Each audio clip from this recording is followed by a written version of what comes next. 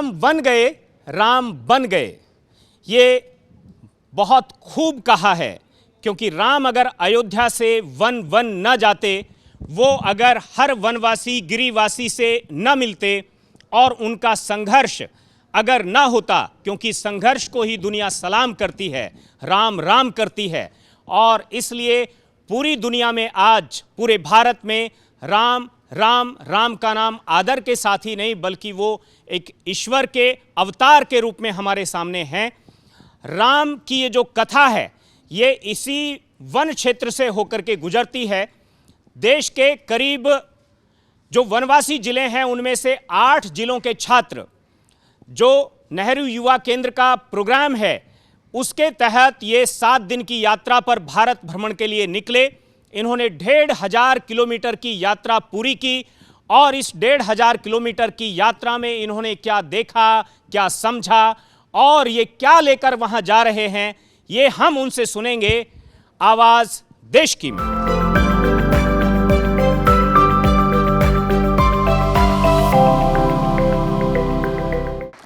ये युवा दिल्ली के दौरे पर हैं और ये यहां पर भारत के माननीय उपराष्ट्रपति से मिले।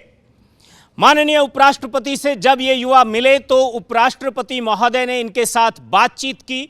बातचीत किस किस के साथ की, क्या क्या बातचीत की, ये भी हम आपको सुनवाएंगे उन्हीं युवाओं से। सबसे पहले हमने राष्ट्रपति महोदय जी को प्रणाम किया और उनने पूछे कि आप कैसे हो, तो हमने बोले हम अच्छे हैं। फिर सर ने बोले आप अच्छे हैं तो हम भी अच्छे रहेंगे। क्या बात। सर फिर उन्होंने बोले आप कहाँ से हो, उन्होंने बोले आप कहाँ से हो सर, हमने बोले बालाघाट डिस्ट्रिक्ट से हैं। तो उन्होंने खूब सारा आशीर्वाद दिया, बहुत सारा। मेरी आज माननीय उपराष्ट्रपति से मुलाकात हुई और ये बहुत गर्व की बात है मेरे लिए कि मेरी फर्स्ट उनसे एक्सपीरियंस रहा, बातें हुई, उनसे मुलाकात हुई। तो इस बात के दौरान मेरी कैप कहीं छूट गई थी, तो इसी टॉपिक पे बात हुई उनसे। तो उन्होंने कहा कि बेटा आपका कैप कहाँ है, मैंने बोला सर मेरी कैप ट्रेन पे छूट गई। तो उन्होंने एक बहुत सुंदर सा उदाहरण दिया। उन्होंने बताया कि एक सैनिक अपने हेलीकॉप्टर लेकर कहीं जा रहा था, अचानक जब वो थोड़ी ऊंचाई पे पहुंचा तो उसकी भी टोपी गिर गई। उसके बाद उन्होंने बहुत अच्छा सा आशीर्वाद दिया, कहा खूब पढ़ो, खूब आगे बढ़ो और अपने क्षेत्र का नाम रोशन करो। और किन से बात हुई है जी? मेरा फर्स्ट एक्सपीरियंस रहा उपराष्ट्रपति से मिलने की। और सबसे पहले तो प्रणाम किए, आशीर्वाद दिए। फिर उसके बाद उनका नज़र मेरे ग्लव्स में गया, तो इनसे पूछने लगे कि ये क्या है ऐसे करके।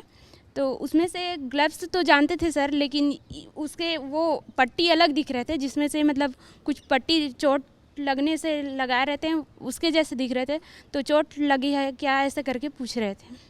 आज सवेरे सवेरे महामहिम उपराष्ट्रपति महोदय के भवन पे हमको जाने को मौका मिला था।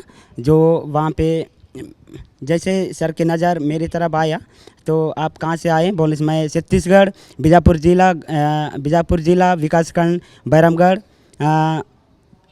बैरामगढ़ और ग्राम पंचायत रानी बोझल ग्राम कातुर से आया हूँ। आप क्या करते हो, बोले मैं अब स्टूडेंट लाइफ में हूँ।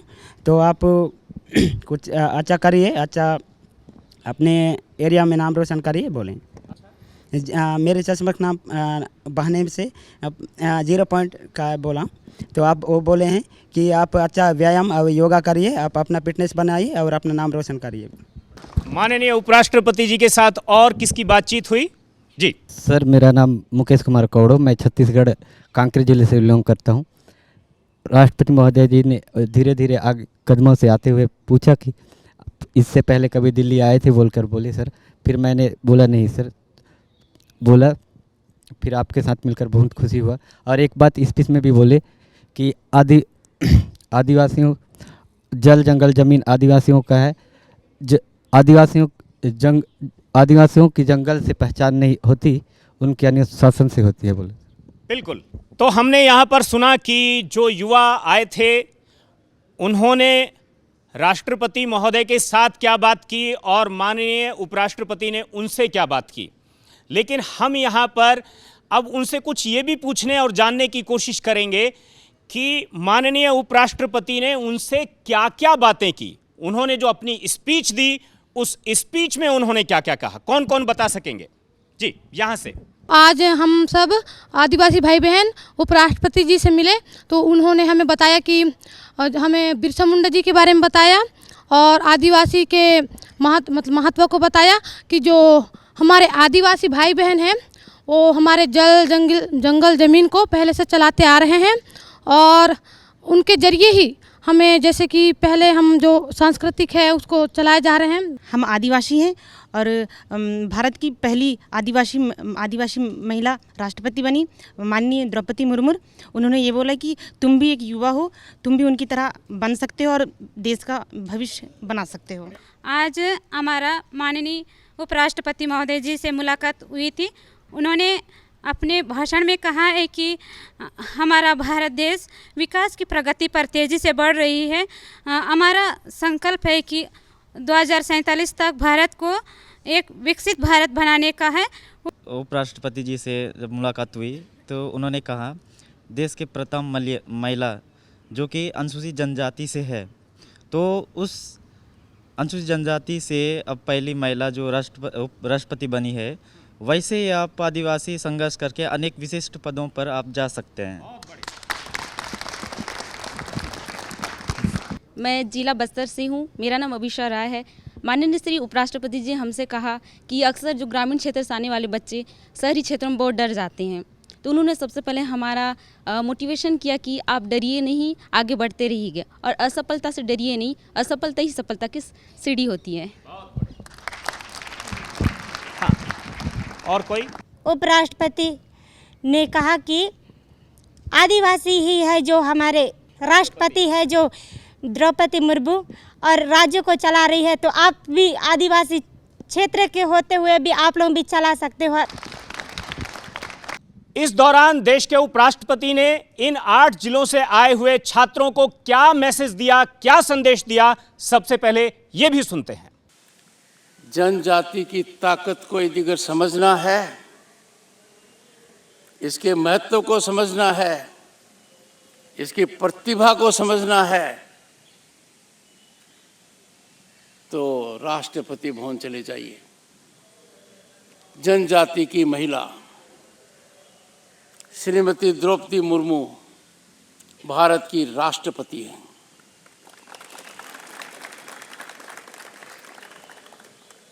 पहली जनजाति की महिला उस देश की राष्ट्रपति हैं जो दुनिया का सबसे बड़ा लोकतंत्र है, सबसे जीवंत लोकतंत्र है, जो अप्रत्याशित प्रगति की ओर चल रहा है। जिस देश ने गत वर्ष सितंबर में, अगस्त में महारत हासिल की है। अगस्त में चंद्रयान 3 चांद पर उस स्थान पर उतरा जहां दुनिया का कोई देश आज तक नहीं पहुंचा। क्रांतिकारी बदलाव आया कि देश की आधी आबादी महिलाएं हैं और यहां भी आपका बहुत बड़ा बोलबाला है। उनको न्याय दिया। हम थोड़ा सा आगे चलते हैं।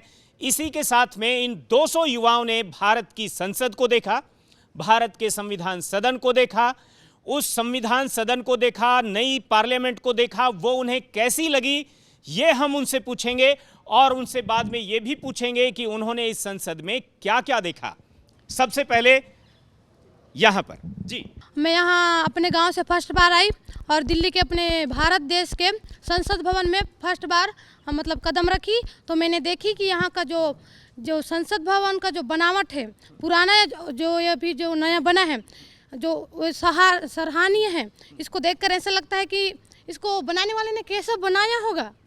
हाँ, ऐसा लगता है हमें। मेरा नाम है सेवती पटेल, मैं छत्तीसगढ़ राज्य नारायणपुर ज़िले से आई हूँ। मुझे संसद भवन में पहली बार ही आई, भारत संसद भवन में।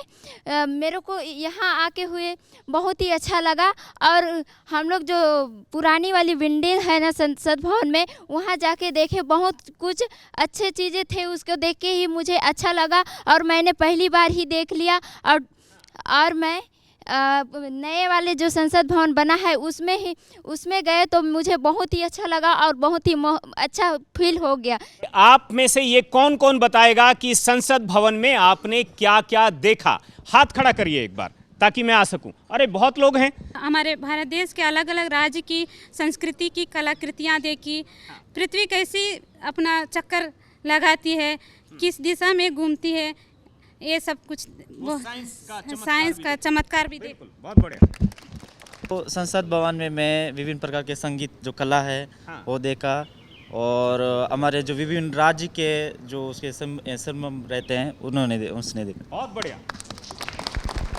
और कौन बताएगा क्या क्या देखा? सर, संसद भवन का जो आर्किटेक्चर और स्ट्रक्चर है वो बहुत ही अलग है, एक यूनिक तरह से है। और यहाँ मतलब कोशिश क्या है कि जितना भी जो हमारे देश में जो भी संस्कृति है उसे रिप्रेजेंट करने का, जो कि आने वाले के लिए बहुत ही एक सीख होगा, जो हमारी संस्कृति को बनाए रखेंगे। सर, हमारे पूरे देश के संस्कृति को सजो कर रखा गया है वहाँ पर, और जो पुराने संसद से नए संसद जो बना है, जो परिसीमन के बाद जितने भी सांसद आएंगे लोकसभा में, उसके लिए बहुत सारी सीटों को तैयार किया गया है।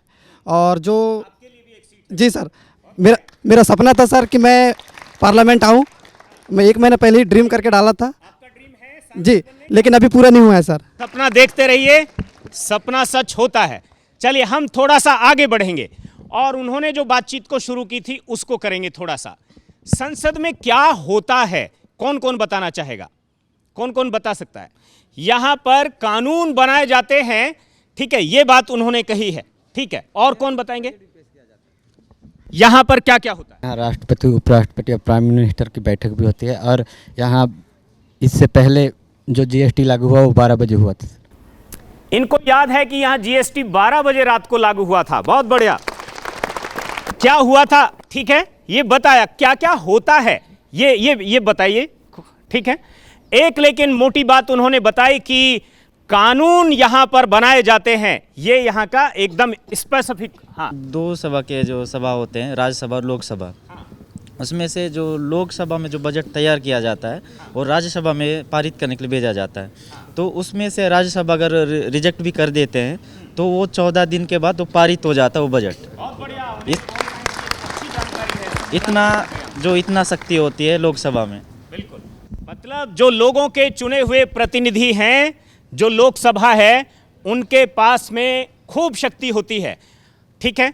तो ये ताकत जो है, इस ताकत का इस्तेमाल जो है संसद, उसकी जो शक्तियां हैं उसमें बजट पारित करना, कानून बनाना, ये सारी जो काम है वो संसद करती है।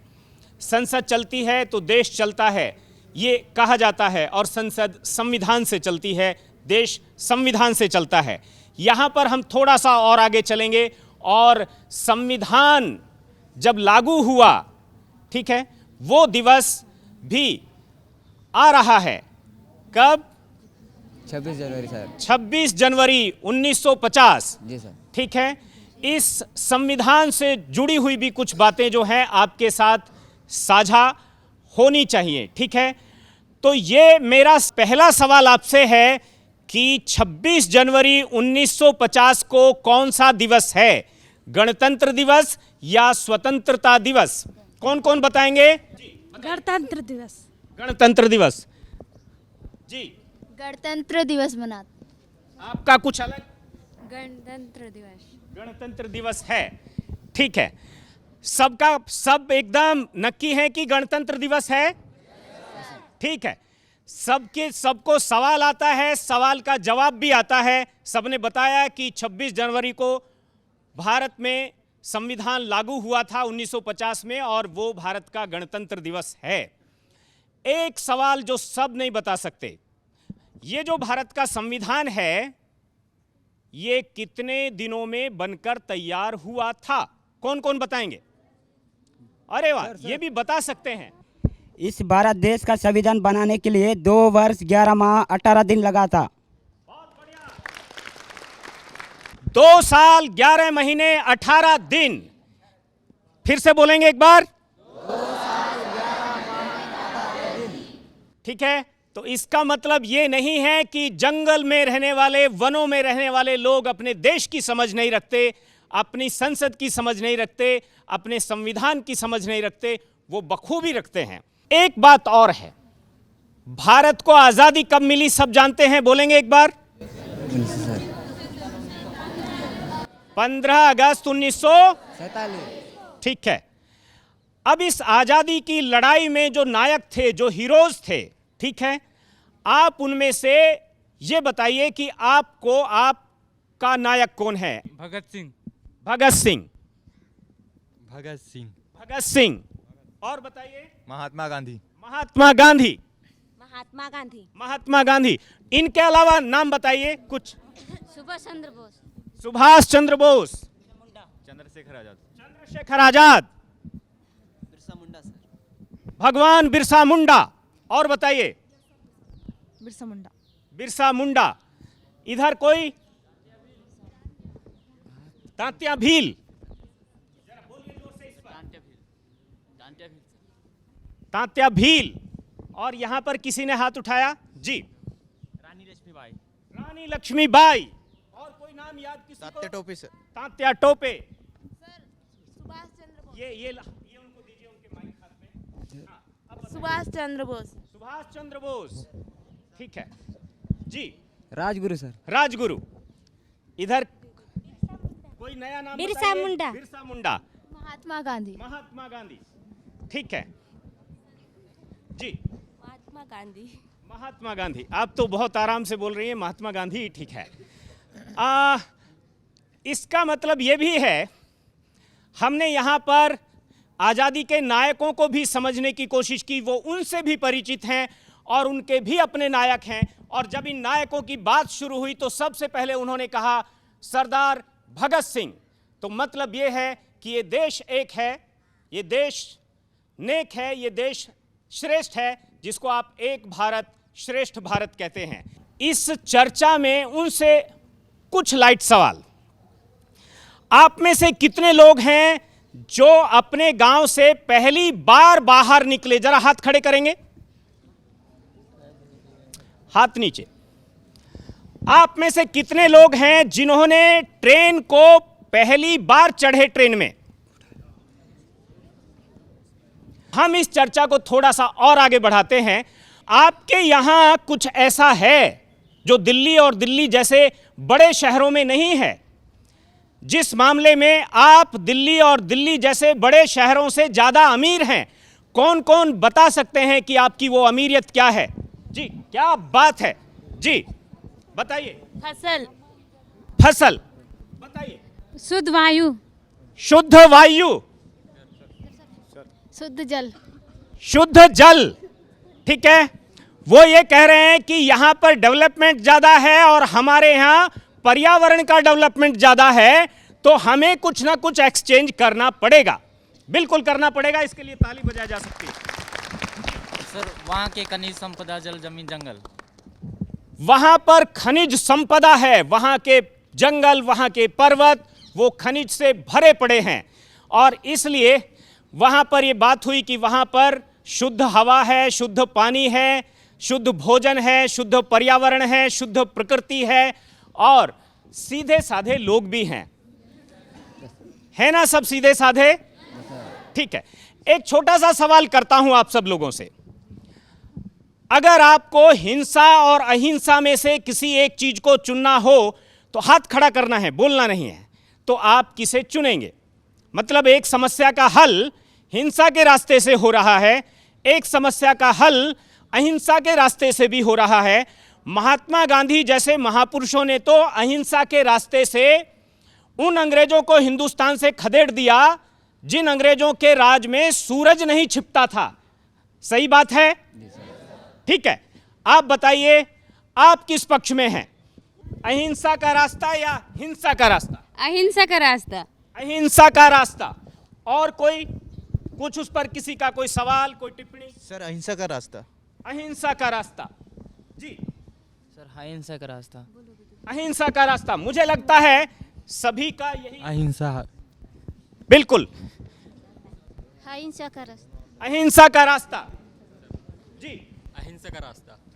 मतलब सब लोग एक साथ एक सुर में, अगर हम ये सैंपल लेकर के आपसे बात कर रहे हैं और यहां रिजल्ट देने की कोशिश करें तो एक बात निकलकर सामने आती है कि भले ही हमें खबरें कुछ भी मिलती हों, लेकिन वहाँ पर जो आम लोग हैं वो शांति चाहते हैं, अमन चाहते हैं, चैन से रहना चाहते हैं और सब अहिंसा का रास्ता पसंद करते हैं। तो हिंसा और अहिंसा में से क्या चाहिए? अहिंसा। अहिंसा, अहिंसा परमो धर्मः। भगवान राम जब अयोध्या से चले तो वो जंगल जंगल जाते हुए और कुल मिलाकर लंका तक पहुंचे। आपके मध्य प्रदेश और छत्तीसगढ़ के जंगलों से भी वो शायद होकर गए होंगे, ठीक है? तो आप तो इसलिए भी सौभाग्यशाली हैं कि भगवान राम राघव के चरण आपके घरों के आसपास पड़े हैं, ठीक है? जहां जहां चरण पड़े रघुवर के, कौन कौन बताएगा कि हमारे घर के आसपास से राम होकर गए थे? हमारे जिला सुकमा के एक नामक गांव है इंजरम, तो वहाँ के जब गांव में जब पटेल हुआ करते थे, जब राम आए थे तो पटेल ने भेजा कि वहाँ के आसपास जो इकट्ठे होने के लिए, तो गोंडी में बताए, हमारे गोंडी में, तो इंजे राम वत्तोर बोल के, तो राम आए हैं जी क्या बात है। तो उसी के नाम पर इंजराम का नाम पड़ा। मतलब गांव का नाम ही है कि राम आए हैं, ठीक है? और आजकल तो एक गीत भी चल रहा है इस पर बड़ा फेमस, ठीक है? कोई और कहानी, किस्सा राम के आपके घर से गुजरने से लेकर आप बताइए। हाँ। सर, हमारे नारायणपुर और बस्तर के बीच में एक इंद्रावती नदी है सर, उसके बीच में एक क्या बोलते हैं गुफा है सर, उसमें रामायण के जो पन्नों में जो वर्णन किया गया है सर। अरे वाह, क्या बात। बिल्कुल। आप? हमारे क्षेत्र कोंडागांव जिले में जटायु शिला का एक विशाल मूर्ति है। क्या बात, जटायु शिला भी वहीं पर है। आप कई बड़ी कंपनियों में, बड़े स्टार्टअप्स आपने देखे हैं इन 7 दिनों के बीच में। अगर आपको कुछ काम करने का मौका मिले, आपको अगर फंड मिले, सरकार की मदद भी मिले, तो कितने लोग हैं जो अपने दम पर जंगल में रहते हुए ही कुछ ना कुछ अपने छोटे छोटे काम या उद्यम या इंडस्ट्री शुरू कर सकते हैं? हाथ खड़े करिए। ग्रुप बनाकर भी कर सकते हैं। बहुत बढ़िया।